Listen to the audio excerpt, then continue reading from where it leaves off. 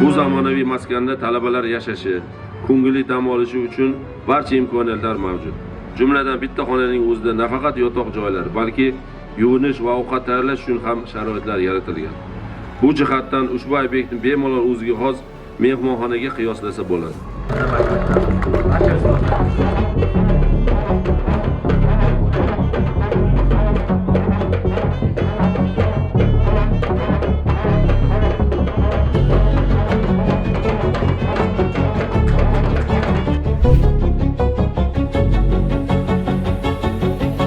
Nega odam yana o'qigisi kelar ekan?